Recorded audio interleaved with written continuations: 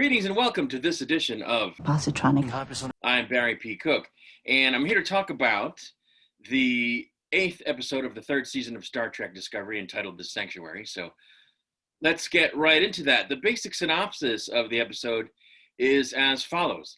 Wanting to free his people from the oppression of Osira, the formidable leader of the Emerald Chain, Michael took Book and the crew of the Discovery on a trip to his homeworld. While Burnham and Book were on the planet, back on Discovery, Dr. Culber investigated Georgiou's growing issues surrounding her mysterious blackouts and visions. Meanwhile, below decks, the newly minted number 1, Tilly, as well as Stamets and Adira, further researched the burn and made a discovery that might just pinpoint its origin. So that's the synopsis. My notes on the episode are as follows. I thought some of the dialogue in the early scene between Dr. Culber and Georgiou was pretty interesting. She says something to him about, stop trying to terrify me with your diagnoses or your prognoses. And he says, you're already terrified, which I think is good for a couple of reasons. One, it shows that he doesn't take any shit from her and he's not afraid of her. He's going to tell her what he thinks regardless of, how she tries to make everybody afraid of her. And also because it's an insight into her character, right? Because she comes off as this ruthless, uber confident person that doesn't have any insecurities or any fears or whatever, but she obviously does. I mean, we can tell this from the past couple episodes. It's obvious that what's happening with her is scaring her, but I think she's in denial about it, and that might be partly subconscious. So I think him saying to her, you're already terrified out loud and letting her know that he knows is really good, because I think that's something that needs to happen in order to not only get her to come around, but also because it's character development. It's developing this character, so we start to see that there's more than this one-dimensional aspect to her, more than we have up to this point anyway. Then he makes a remark about you can't just be going around the way you are and doing things in such a way that you find yourself saying things like, oh, where did I bury that last body? So he's kind of like making fun of her for the fact that she's, killed a lot of people. So I thought that was very cool. Now, in this scene and throughout other scenes in the episode, Michelle Yeoh is spending a lot of time talking to Dr. Culber and the other medical people on the ship. And, yet again, it highlights how, as much as I love Michelle Yeoh, and I do like the character as well, her delivery really suffers from the fact that she's not a native English speaker. I think a lot of the lines that they give her would hit harder and be more chilling or even be more funny, because sometimes she says things for comedic effect.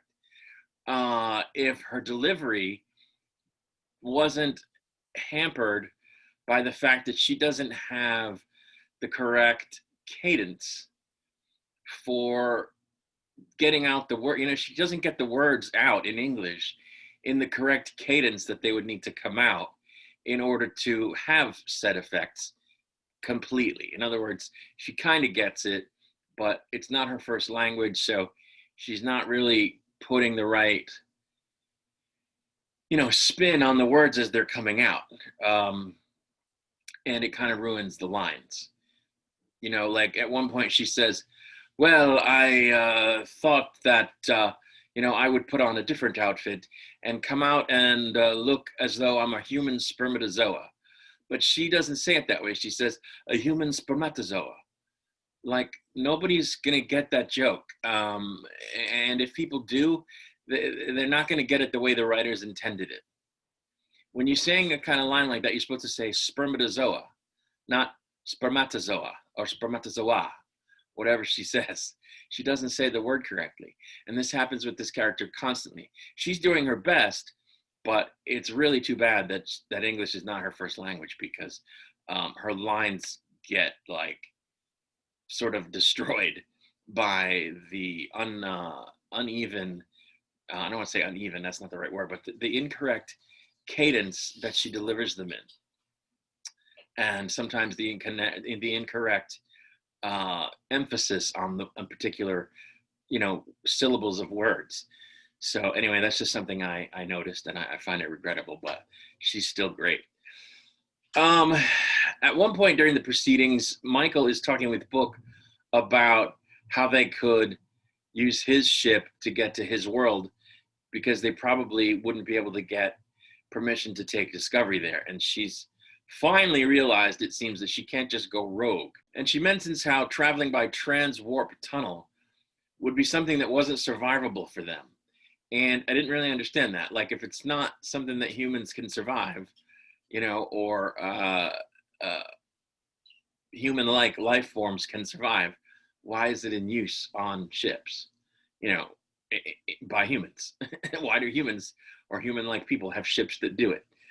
I may have missed something in the dialogue that made that make sense, but I didn't understand this. I'm not sure why they said that. And it's not just nitpicking lines, right? Because the whole problem of the burn is, well, the Federation fell apart because we couldn't travel, faster than light. Yet they say this transwarp thing exists, and they've mentioned, slipstream and so forth from the first episode of this season. So I don't understand why they're mentioning those things repeatedly, those alternate faster than light travel modes repeatedly, if they can't use them. Like, what is the point of bringing them up? Except, it puts a question in the mind of the audience. I don't think they're trying to put a question in necessarily, but that's what it does. So I don't know. Then in another scene, the Admiral is talking about the Emerald Chain, and he talks about how they have turned Prime Directive violations into an art form.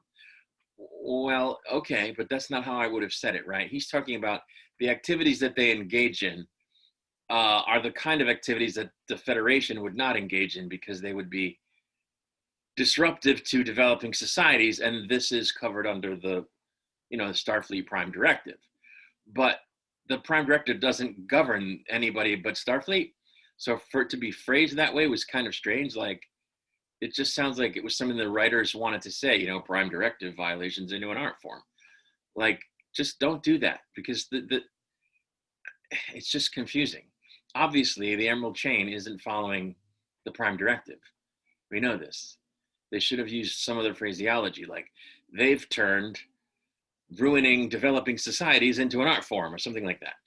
Or interfering with developing societies into an art form. But to use the Prime Directive doesn't make sense. Interesting, though, they didn't say Directive 1 or the first directive or whatever it was they were saying in season 2, in place of saying Prime Directive. So that was kind of interesting. In this episode, we got a whole scene, in fact, more than one, that took place without anyone from the crew in it. And it's been a while since we've seen that. If I'm not mistaken, that kind of goes back to like the first season. Although I think there was some in the second season. There was some in the second season as well, where we would see like just Klingons talking. That's not something they do very often.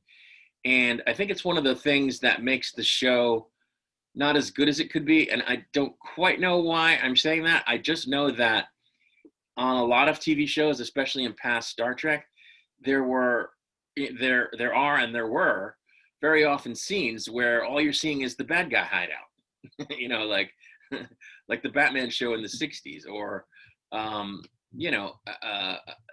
when you take a show like Law and Order, right? There constantly are scenes between the characters that aren't from, the police or the DA's office. Like, it's the people that are involved in whatever crime is being dealt with that week. So what that does, I think, is it makes the show feel more like other shows.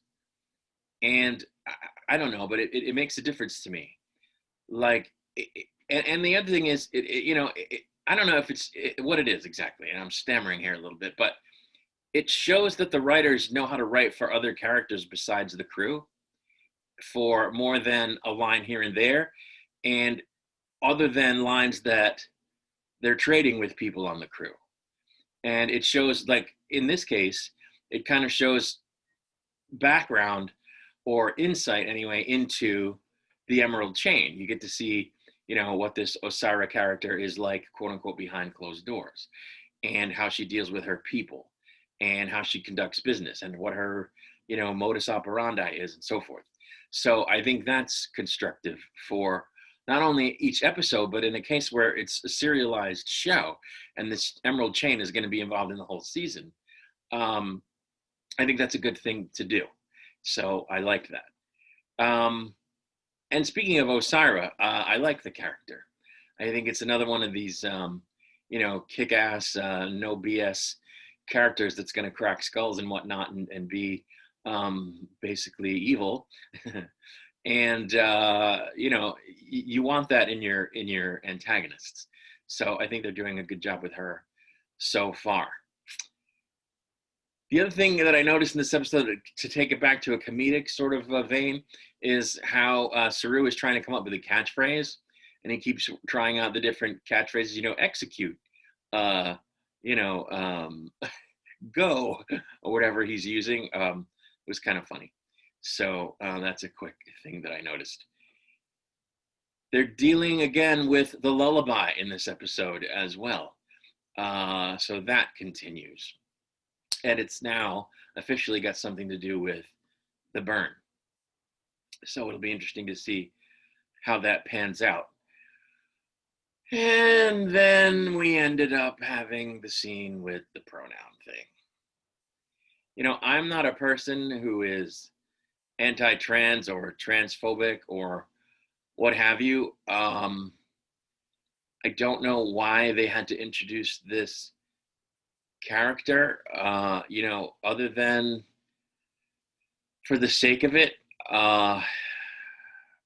Deep Space Nine, had Jadzia, who was later Ezri, and they did sort of deal with the fact that she's not always been female on the show, but it wasn't like a focal point of her character, the gender part. The only part they focused on was how she used to be different people, and she has a long memory because of it, and different traits that come from different, individuals, and they're all embodied within her. But they never really went into the whole, non-binary thing where she sort of exists as a neutral individual because she happens to have been male in the past and is now female in the present, and at the same time embodies the memories and personalities of persons who were, male as well as female. They didn't go crazy with that. And it seems like, in other words, the character was just there to be a character for other reasons. Her focus was, the stories that centered on her, and the aspect of other stories that dealt with her, dealt with other aspects of what a Trill is. In this show, they're doing that, but they seem to really want to bring forward this whole non-binary thing. And, it comes off a little bit better than it would if the Adira character were a Trill host versus human. But I just don't know why they're doing it, other than because they specifically want to showcase the issue of people being non-binary, which, by the way, I referred to earlier as trans, and that's not what it is. It's non-binary. The boyfriend character, Gray, is trans. But anyway, I don't know that I like it. Individual Star Trek episodes brought up all kinds of social issues across all the different shows. And that's fine and everything. But I don't know, maybe I'm old. I don't see this as one of the best sort of issues that they could be using their time to deal with. Now, to someone in the younger generation who's closer to the whole sort of, I don't want to call it a movement, but,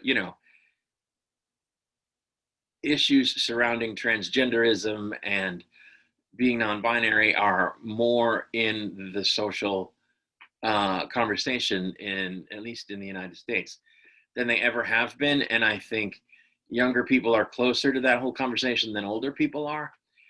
And so maybe they're trying to bring in younger people. Certainly the character is very young, the actress is very young. So I don't know. I don't know why they've picked that particular social issue to focus on when there are so many other ones that I think are more consequential that they could be dealing with, the kinds of things that the other shows dealt with in the past.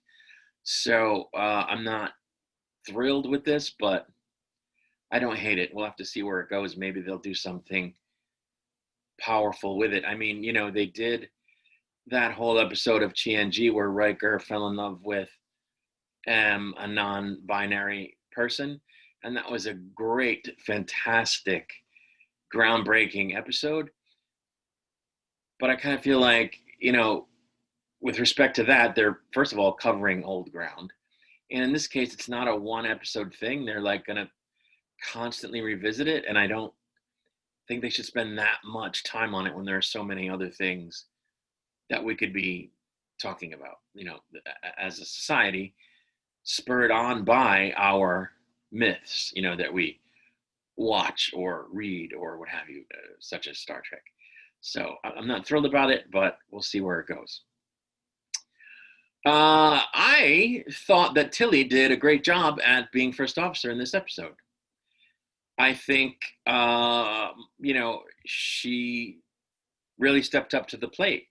And I think that's good. I don't know what accounts for it. I don't know if the writers just decided, hey, let's stop making her a foolish person and let's, have her lean straight into this and, just be a good number one or what. But whatever, it worked. And I thought she did a good job. So maybe she'll end up not being temporary. If that were to happen, I would like to see her get a promotion to at least lieutenant, which I wouldn't have a problem with. I think first of all, field promotions happen, so Saru could do it, or it could come from the admiral. I think she's merited, a promotion. I don't think anybody could say she didn't meet the merits of such a thing. So I think, they should do that if they're going to keep her on as first officer, which at this point, I don't really object to now that I've seen her in action doing the job. Maybe next episode I'll feel differently if they don't keep up this same, kind of thing. If she gets off this trajectory and goes back to being goofy. But, we'll have to see. I just made a note here. I put Space Aquaman in reference to how Book is communicating with the parasitic creatures, and he tells Michael, I can't really make them do anything. I can only ask. And I just had this thought pop into my head that he's like Space Aquaman, because Aquaman, communicates with the fish and sort of asks them to do stuff. But anyway, there was that. Then in the episode, they show the Discovery communicating with this Osyraa woman from the Emerald Chain, and all of a sudden, they're using the view screen. They're not doing holograms. And we know she can do holograms because she went down to the planet as a hologram to talk to Book's brother. But all of a sudden now, on Discovery, they're using the view screen. Yay? Like, keep doing that? Stop using the Furkakta holograms? But, like, I'm wondering what made them change. Maybe I shouldn't look a gift photon torpedo tube in the mouth, as it were. But I'm just curious why they suddenly switched to the screen. I just hope they keep it up because the hologram thing is stupid. Of course, it's not stupid though, right? Because now they could have had an upgrade because they're in the future. So then why did they go to the view screen? It's just all muddled. It's muddled because they decided to do a prequel and they did. Moving right along, Osiris says to them, well, that's just hubris. And I had to wonder, was it sheer fucking hubris? Because we know that there's that kind. And then apparently there's just regular hubris. So I don't know. I don't know which one of those two she meant, but she talked about hubris. And then she says that she's familiar with Kelpians, which, okay. But why didn't we ever see them in between? Between the pre-TOS era and the Picard era, we don't see them at all. But 930 years in the future, this woman knows what a Kelpian is. It's just another example of why they shouldn't have done a prequel. Anyway, Detmer and the Orion guy, whose name I guess is Rin, am I getting that right? They go on Book's ship to fly around and take some shots at Osiris' ship so that they can take out her defenses. And I thought that was a really good scene. I thought it was good use of the Detmer character, and I thought the actress did a great job. I really liked that scene. So I thought that was good. Now, I also noticed during the episode that they had 4 different plots going in this episode. And they often have multiple plots going in the episodes. And to be fair, the other shows always did. Maybe not so much TOS, but the other shows always did. And it's great. I think they should have an A plot and a B plot. The problem with Discovery is it has an A plot, a B plot, a C plot, and in this case, a D plot. There were 4 plots. The Byrne plot, right? The overall story arch. Whatever's going on with Georgiou. The whole thing that's going on with Adira. And they had the Rin plot. The plot about how the Emerald Chain wants him. Osyraa wants him for whatever reason, and they have to protect him and not give him over because they'll kill him or whatever, enslave him. So there were 4 different plots going in this episode. And somehow they managed to pull it off without the episode being horrible, which could easily have happened because you get too many pots going at the same time on the stove, But I thought they pulled it off. I didn't find any problem with it, but they risk, that not being the case next time. And in the past, they've had problems, I think, where there's just too much going on. There are too many irons in the fire. Like, we don't need to see all these plots. It's not a soap opera. You know what I'm saying? Like, it's the kind of story structure that you see when you're watching an episode of Days of Our Lives or, General Hospital, where there's 14 different plots going on that you have to follow. That's not how Star Trek works. That's not what makes Star Trek good. In this episode, again, they pulled it off, and a couple of these plots are gonna, maybe not come back. I don't know if the Rin plot's gonna come back. The Georgiou plot will wrap up probably by the end of the season, but they're gonna definitely revisit that because it's not solved, right? Obviously, the Byrne plot continues, and there's a plot that has multiple facets within it, right? They had to get the black boxes, and there's the dilithium shortage, and now they've got this melody that they're trying to figure out, which is part of the Byrne now for sure, which we didn't know if it was, but now we do. Like, there's just so much going on. And really, I think the only reason this episode came out so well is because Jonathan Frakes directed. I think with Jonathan Frakes at the helm, he was able to do all this stuff and balance it in such a way that the episode was solid. I think it's the best episode so far of the 3rd season. And obviously he's not going to return to direct every episode. So I worry about how they're balancing these multiple plots all the time. And I think if they just stopped doing that, the show might improve. Another thing about all of this, and maybe it had to do with Frakes directing, I don't know, is that there was no Mikey Burnham savior moment. The closest we got to that was she urged Book and the brother to keep trying, you know, to communicate with the parasites and to get them to move off. After coming up with the idea of having Discovery help them with that.